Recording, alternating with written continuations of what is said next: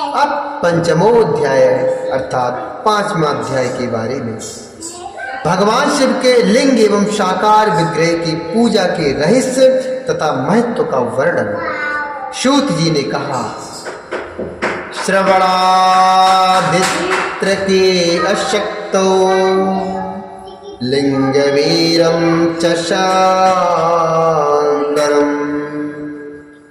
संस्थाप्य नित्यं भ्यरच्च तरेत संसार सागरम्। सूत जी बोले, हे शौनक, जो श्रवण कीर्तन और मनन इन तीनों साधनों के अनुष्ठान में समर्थ न हो, वह भगवान शंकर के लिंग एवं मूर्ति की स्थापना कर नित्य उसकी पूजा करके संसार सागर से पार हो सकता है। अपि द्रव्यं बहे देव यथा बलं वंचयन् अर्पये लिंगमेरार्थ मर्चेदपि संततम्। छल न करते हुए अपनी शक्ति के अनुसार धनराशि ले जाए और उसे शिवलिंग अथवा शिव की मूर्ति की सेवा के लिए अर्पित कर दे, साथ ही निरंतर उस लिंग एवं मूर्ति की पूजा भी करे। उसके लिए भक्ति भाव से मंडप, गोपुर, तीर्थ, मठ एवं क्षेत्र की स्थापना करे तथा उत्सव करे और वस्त्र, गंध, पुष्प, धूप, दीप तथा मालपुआ आदि व्यंजनों से युक्त भांति भांति के अच्छे भोज्य अन्य नैवेद्य के रूप में समर्पित करे। छत्र, ध्वजा, व्यजन, चामर तथा अन्य अंगों सहित राजोपचार की भांति सब वस्तुएं भगवान शिव के लिंग एवं मूर्ति पर चढ़ाई। प्रदक्षिणा, नमस्कार तथा यथाशक्ति जप करें। आवाहन से लेकर विसर्जन तक सारा कार्य प्रतिदिन भक्ति भाव से संपन्न करे। इस प्रकार शिवलिंग अथवा शिव मूर्ति में भगवान शंकर की पूजा करने वाला पुरुष श्रवण आदि साधनों का अनुष्ठान न करे तो भी भगवान शिव की प्रसन्नता से सिद्धि प्राप्त कर लेता है। पहले के बहुत से महात्मा पुरुष लिंग तथा शिव मूर्ति की पूजा करने मात्र से भव बंधन से मुक्त हो चुके हैं। ऋषिगण बोले, वीरमात्रे तु सर्वत्र पूज्यन्ते देवतागणः लिंगे वीरे च सर्वत्र कथम संपूज्यते शिवः। ऋषिगण बोले, मूर्ति में ही सर्वत्र देवताओं की पूजा होती है, परंतु भगवान शिव की पूजा सब जगह मूर्ति में और लिंग में भी क्यों की जाती है? ऋषिगण ने पूछा, मूर्ति में ही सर्वत्र देवताओं की पूजा होती है, परंतु भगवान शिव की पूजा सब जगह मूर्ति में और लिंग में भी क्यों की जाती है? तब सूत जी बोले, अहो मुनीश्वरः पुण्यम प्रश्नमेतन्महा अद्भुतम्। अहो मुनीश्वरः पुण्यम प्रश्नमेतन्महा अद्भुतम् अत्र वक्ता महादेवो नान्यो अस्ति पुरुषः क्वचितः। सूत जी बोले, हे मुनीश्वरों, आप लोगों का यह प्रश्न तो बड़ा ही पवित्र और अत्यंत अद्भुत है। इस विषय में महादेव जी ही वक्ता हो सकते हैं। कोई पुरुष कभी और कहीं भी इसका यथार्थ प्रतिपादन नहीं कर सकता। इस विषय में भगवान शिव ने जो कुछ कहा है और उसे मैंने गुरु जी के मुख से जिस प्रकार सुना है उसी तरह क्रमशः वर्णन करूंगा। एकमात्र भगवान से भी ब्रह्म रूप होने के कारण निष्कल अर्थात निराकार कहे गए हैं। रूपवान होने के कारण उन्हें सकल भी कहा गया है, इसलिए वे सकल और निष्कल दोनों हैं।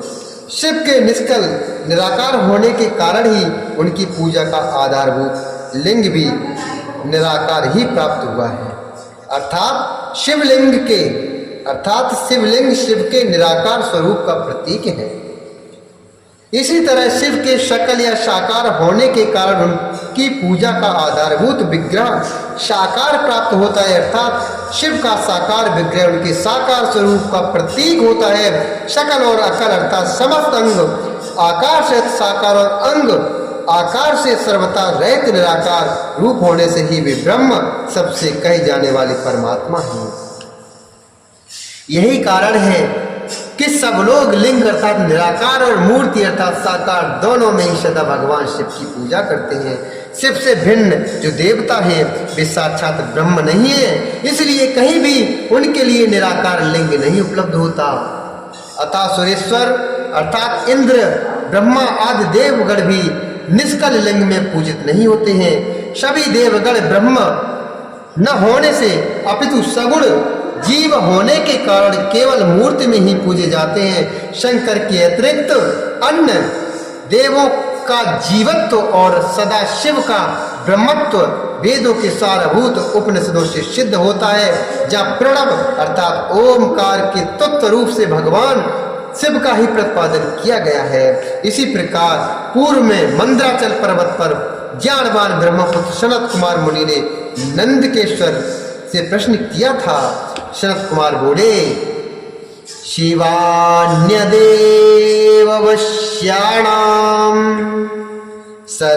सर्वेषामपि सर्वतः वेरमात्रम च पूजार्थम श्रुतम दृष्टम च भूरिशः शिवो मात्रस्य पूजायां लिंग वीरम च दृश्यते।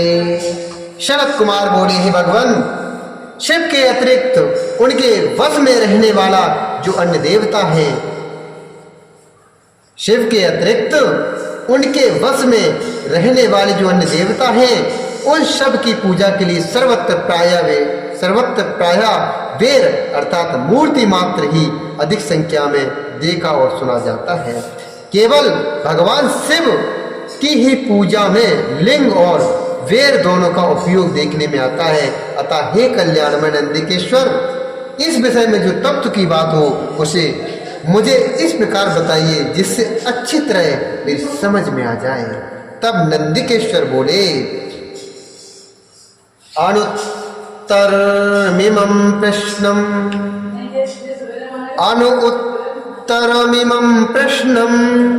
रहस्यं ब्रह्मलक्षणं कथयामि शिवेनोक्तं भक्तियुक्तस्य तेन शिवस्य ब्रह्मरूपत्वानिष्कलत्वाच्च निष्कलम्।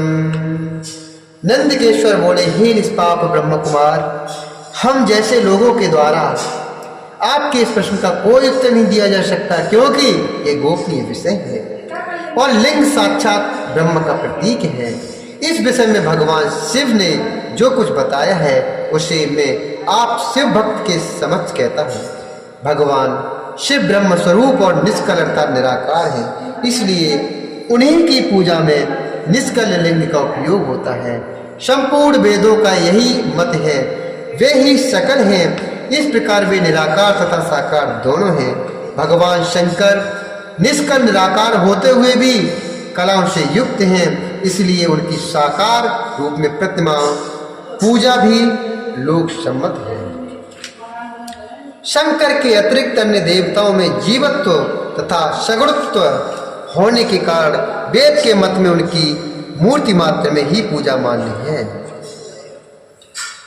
इसी प्रकार उन देवताओं के आविर्भाव के समय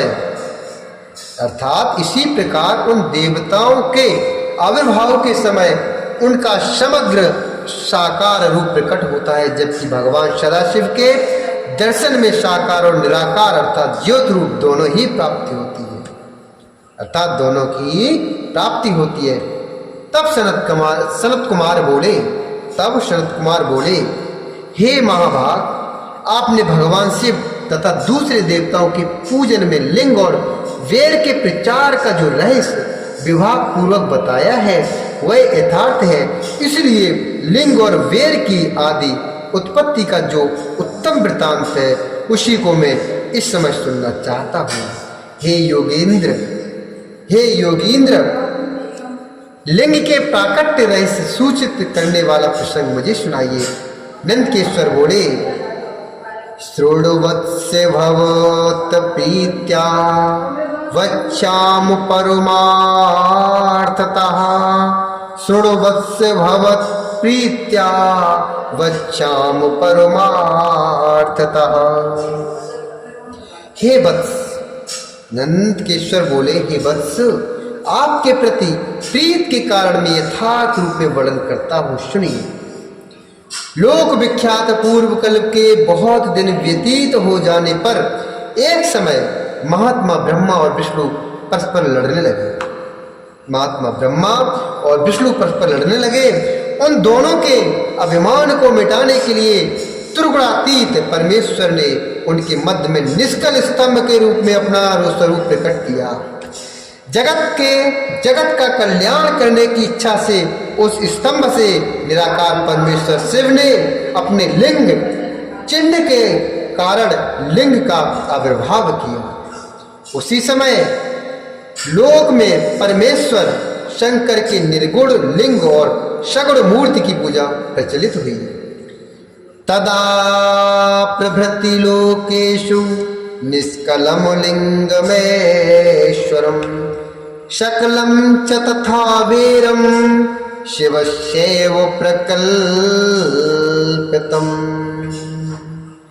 शिव के अतिरिक्त अन्य देवों की मूर्ति मात्र की ही प्रकल्पना हुई।